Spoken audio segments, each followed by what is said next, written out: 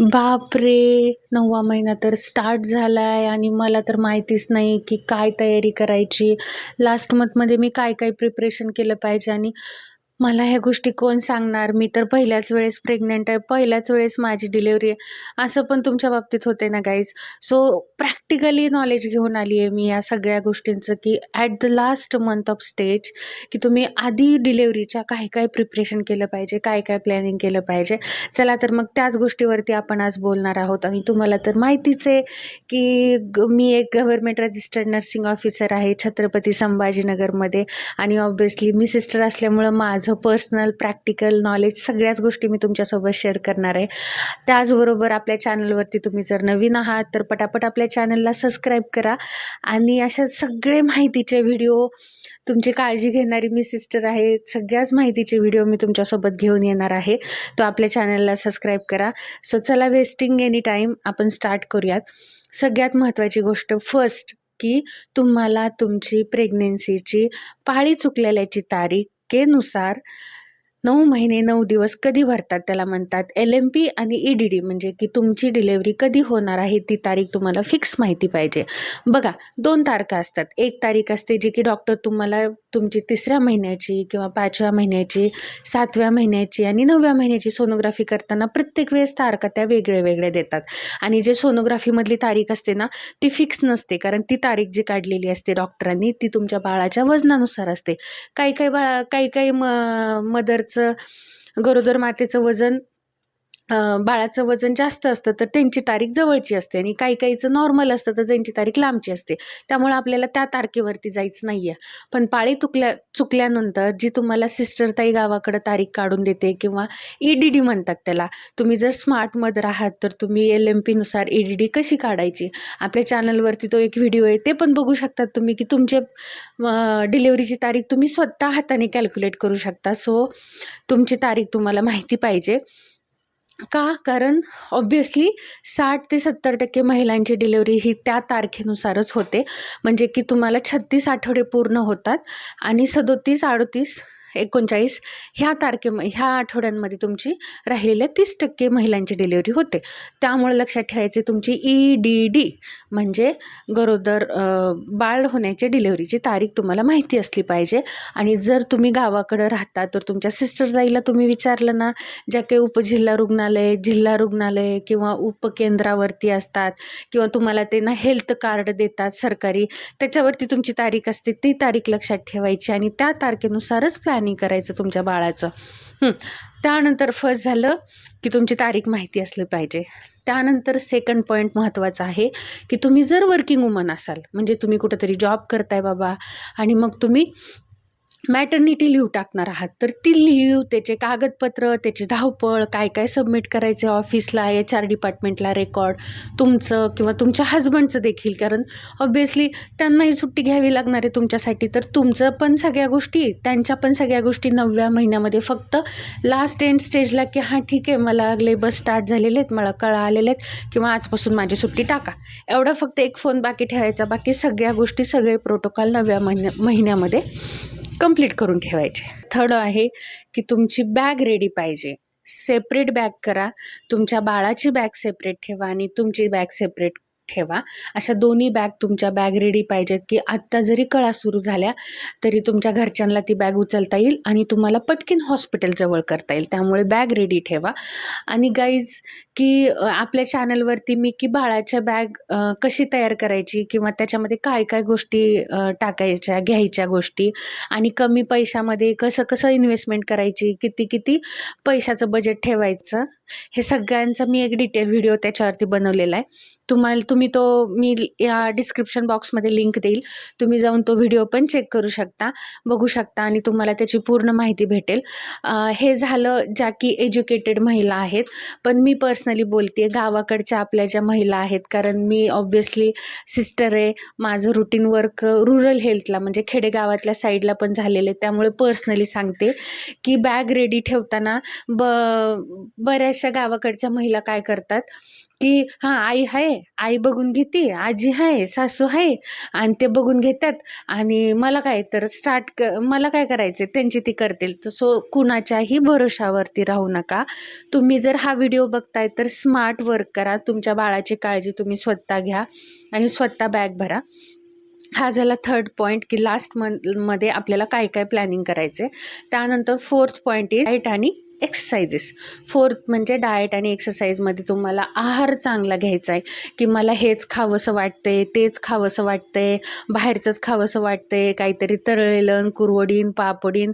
आता उन्हाळ्याच्या सीझनमध्ये खूप जास्त आंबे येत आहेत, तर उगाच मनसोक्त कितीही काही गोष्टी खाऊ नका.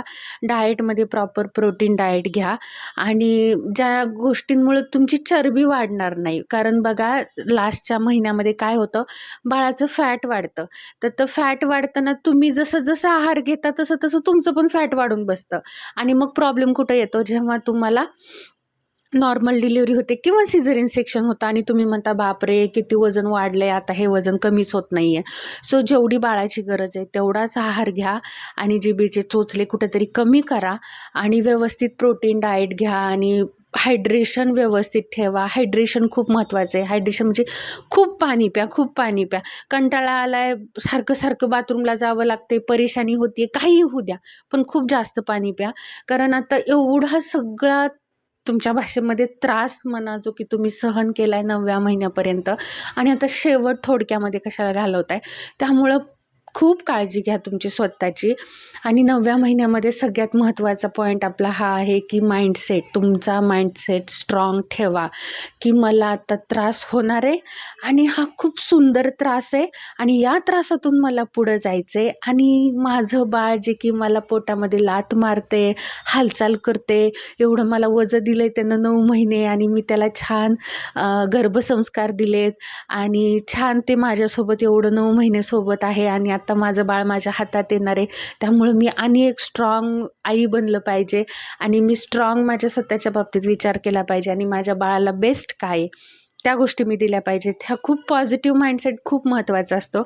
सो हा पॉझिटिव्ह माइंडसेट तुम्ही तयार ठेवा. देन लास्ट पॉईंट म्हणजे की तुमच्या डॉक्टरांची व्हिजिट तुम्ही चुकवू नका.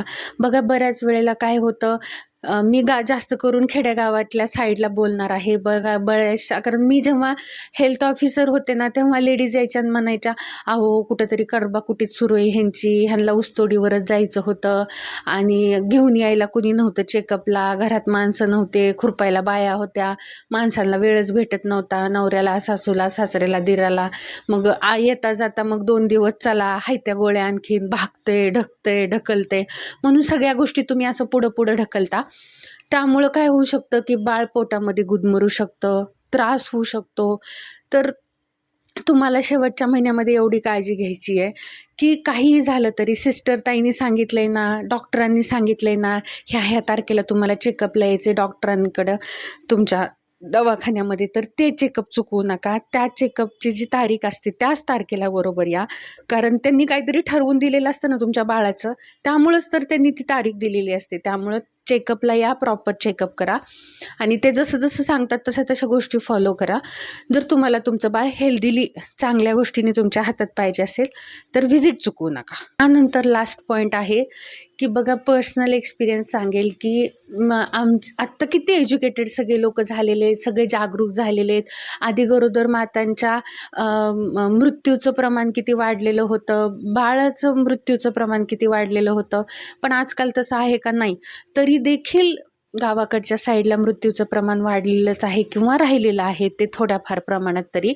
त्याचं मेन कारण म्हणजे बघा की तुम्हाला वाटतं की तारीख आणि लांब आहे, 10 दिवस आहेत, 8 दिवस आहेत, बघू करू, आणि तुम्ही काय करता, कामं करता. बाई आता तर सासरवरून माहेरला जायचंय, कुठं उन्हाळा काम काढ, कुरवाड्या कर, पापड्या कर, घरचे धुणं पुसणं भांडी चकाचक कर, नवऱ्याचे कपडे इस्त्री कर, सगळी साफसफाई कर. तुम्ही शेवटच्या महिन्यामध्ये हे दगदग करता आणि ते दगदग करता, चांगली गोष्ट आहे. ॲक्टिव्हिटी करताय तुम्ही, हालचाल करताय, हे चांगली गोष्ट आहे. पण तुम्ही काय करताय की इनडिरेक्टली तुमच्या बाळाच्या पोटामधली जी हालचाल होतीये त्या हालचालीकडे तुम्ही लक्ष देत नाही आहात. 7-7, 8-8 दिवस गाईज असं होतं की बाळ पोटामध्येच मरून जातं आणि तुम्हाला कळत पण नाही की बाळाची हालचाल आता थांबलेली आहे म्हणून. 8-8 दिवस अशा गोष्टी येतात आणि मग OPDला आल्यानंतर चेकअप झाल्यावर समजतं अरे बाळ तर मरून 7-8 दिवस झालेले आहेत, आतमध्ये फक्त डेड बॉडी. मग काय करतात, सिजर करतात, नाहीतर कळायचे इंजेक्शन देतात डॉक्टर आणि ते पोटातलं मेलेलं बाळ बाहेर काढतात. मग ह्या गोष्टी इतकं छान तुम्ही 8 महिने सांभाळले, त्याला जीवापेक्षा जास्त जपले आणि मग शेवटच्या क्षणामध्ये तुम्ही अशा हलगर्जीपणा का करता? सो हा हलगर्जीपणा टाळा. दिवसातून काउंट करायचं की धुणं धुताना 2दा हललं होतं बाई, स्वयंपाक करताना 1दा हललं होतं बाई, मी काहीतरी झाडून काढताना 2दा हललं होतं बाई, 5-6 वेळेस तर हललंय. रात्री दुपारी थोडं आडवं पडले होते तेव्हा 1दा-2दा हालचाल झाली होती. असं ॲटलिस्ट दिवसातून कमीत कमी 10 वेळेस बाळ तुमच्या पोटामध्ये हललं पाहिजे आणि रोजचा काउंट लक्षात ठेवा. शेवटच्या महिन्यामध्ये हीच काळजी घ्यायची असते, कारण काय होतं बघा, बाळाचं वजन वाढलेलं असतं, पोटातलं पिशवीतलं पाणी कमी झालेलं असतं, बाळ आता फिरत नसतं. बाळाचं डोकं जे ती गर्भाशयाच्या मणक्यामध्ये म्हणजे जे पेल्विक गर्डल म्हणतात, ज्याला माकड हाड म्हणतात, त्याच्यामध्ये बाळाचं डोकं अडकलेलं असतं. बाळ पहिल्यासारखं 5व्या-7व्या महिन्यासारखं असं गरगर फिरत नाही. आता फक्त ते लाथा मारता, पायाने तरी हलवतं, नाही तर हाताने तरी एवढं करतं. अशा छोट्या छोट्या गोष्टींची हालचाली तुम्हाला लक्ष द्यायला लागते आणि हीच हालचाल महत्त्वाची असते.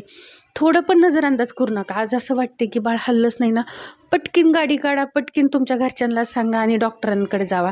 बाळाचे हृदयाचे ठोके ते चेक करतात आणि त्यामध्ये समजतं की हां, बाळाची हालचाल कमी होत आहे. मग डॉक्टर तुम्हाला कळायचं इंजेक्शन तरी देतात, नाही तर पटकीन सिजर करतात आणि तुमचं बाळ चांगल्या दृष्टीनं तुमच्या हातात येतं. So prevention is better than cure. धोका टाळण्यासाठी आधीच ह्या गोष्टी लक्षात ठेवा आणि काळजी घ्या. त्यानंतर लास्ट हा एक प्रॅक्टिकली माझा एक सल्ला राहील तुम्हाला, की तुम्ही म्हणाल की दीदी तू खेडेगावातल्या लेडीजबद्दलच का बोलतीयस गाईज? कारण तुम्हाला सांगते, गरोदर माता मृत्यूचं प्रमाण आणि नवजात शिशूचं मृत्यूचं प्रमाण हे खेडेगावामध्ये जास्त प्रमाणात वाढलेलं आहे किंवा तिकडच्या साईडला दिसून येतं. कारण का, की त्या कुठेतरी नजरअंदाज करतात. म्हणून मला हा पर्सनल एक्सपिरियन्स म्हणून मी तुमच्यासोबत हे बोलते आहे, की बघा आधीच्या काळात किती अवघड होतं ट्रॅव्हलिंग म्हणजे ट्रान्सपोर्टेशन, म्हणजे जसं की गाडी भेटणं वगैरे. सो आत्ता तुम्हाला लास्टच्या मंथमध्ये एक काम करायचं, जर तुम्ही माहेरून सासरला जात असाल किंवा सासरलाच डिलिव्हरी करत असाल, 9वा महिना स्टार्ट झाल्यानंतर आपल्याला कोणत्या दवाखान्यामध्ये डिलिव्हरी करायची, सरकारीमध्ये करायची, प्रायव्हेटमध्ये करायची, त्यानंतर बाळाला अतिदक्षता विभागाची गरज लागली तर मग चांगलं कुठलं आहे, ह्या गोष्टी तुम्ही आधीच फिक्स करून ठेवा. आणि फिक्स केल्यानंतर की हां ठीक आहे बाबा, सपोज आता माझं गाव आहे कळंब आणि कळंबून मला डिलिव्हरी करायची उस्मानाबादच्या सिव्हिल हॉस्पिटलला, अंतर आहे 40-50 किलोमीटर, पण मी असं ऑन दी स्पॉट जाऊन तिथं सरकारी असलं तरी ॲडमिट होऊ शकत नाही. कमीत कमी एक व्हिजिट म्हणजे एक तिथलं आरोग्य कार्ड, एक तिथलं तपासणी केलेलं कागद आपल्या हातामध्ये पाहिजे. तर 9वा महिना झाल्यानंतर जिथं डिलिव्हरी करणार आहात तिथं एक व्हिजिट, तुमचा एक खेप तुम्ही जाऊन डॉक्टरांना जाऊन चेकअप करून तिथं जाऊन सांगा की माझी ही तारीख आहे किंवा हे चेकअप माझं करायचं आहे, मी आत्तापर्यंत इथं ट्रीटमेंट घेतली आणि आत्ता मला तुमच्याकडे डिलिव्हरी करायची आणि मी ह्या तारखेला किंवा मला कळा सुरू झाल्यावर मी येईल. म्हणजे तिथलं पण हॉस्पिटल तुमचं प्रिपेअर राहतं. आणि त्याच्याहून पुढची गोष्ट की रात्री काय होतं, खेडेगावामध्ये कधीतरी गाड्या भेटत नाहीत किंवा ज्या तुम्ही गाडीवाल्याला सांगून ठेवले की बाबा आमच्या घरी माझी ताई दिदी आलेली आहे, माझी सुनबाई आहे, माझी पोरगी आहे, कळा आल्यावर तुझी गाडी आहे बरं, तुझी गाडी सांगून ठेवली. पण नंतर काय होतं माहिती का, त्यांना काहीतरी भाडं येतं, त्याच्यामुळे 2-3 गाडीवाल्यांना सांगून ठेवा आधीच की आमच्या घरी असं होणार आहे आणि आम्ही फोन करू तुम्हाला अर्ध्या रात्री, कधी गरज पडली तर भाऊ तू गाडी घेऊन ये बरं, आपल्या दिदीला इकडे न्यायचं आहे, आपल्या ताईला इकडे न्यायचं आहे. त्यामुळे ट्रॅव्हलिंगच्या गोष्टी लक्षात ठेवा. आणि गव्हर्नमेंटला पण तुम्ही काहीतरी मी स्क्रीनवरती नंबर देईल, ह्या नंबरवरती जरी तुम्ही फोन केला गव्हर्नमेंटला तरी पण ते गाडी येतात. तुमचं जे उपकेंद्र आहे, सब सेंटर म्हणतात त्याला, किंवा प्राथमिक आरोग्य केंद्र आहे, तुम्ही व्हिजिटला गेल्यानंतर तिथल्या सिस्टर ताईला देखील विचारू शकता.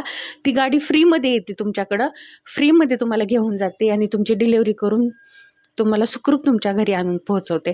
त्यामुळं आशाताई येतं तुमच्या गावामध्ये, आशाताईची भेट घ्या, त्यांना विचारा की आशाताई आता हे डिलेवरीचं कसं करायचं, काय करायचं, त्यांना सगळी सरकारी माहिती असते.